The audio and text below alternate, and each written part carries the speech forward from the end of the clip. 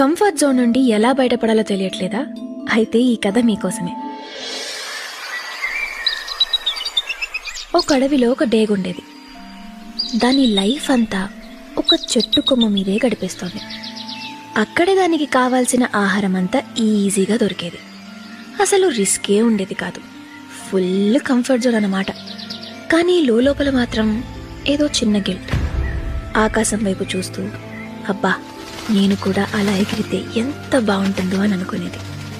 కానీ వెంటనే ఒకవేళ నేను ఎగరపోయి కింద పడిపోతే, రెక్కలు రాకపోతే అన్న భయం దాన్ని ఆపేసేది. కానీ ఒకరోజు ఆ భయం కంటే లోపలున్న అసంతృప్తి ఎక్కువైపోయింది. ఇక లాభం లేదు అనుకొని గాలి ఎటు వీస్తుందో కూడా పట్టించుకోకుండా కళ్ళు మూసుకొని ఆ కొమ్మ వదిలేసి కిందకు దూకేసింది. ఆ క్షణం గుండె ఆగినంత పని ఉంది దానికి.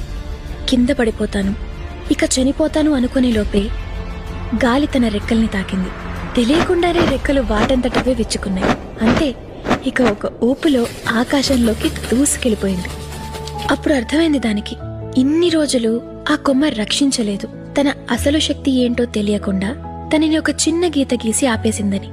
మనం కూడా మనకున్న చిన్నప్పటి కంఫర్ట్ జోన్లో కూర్చుంటే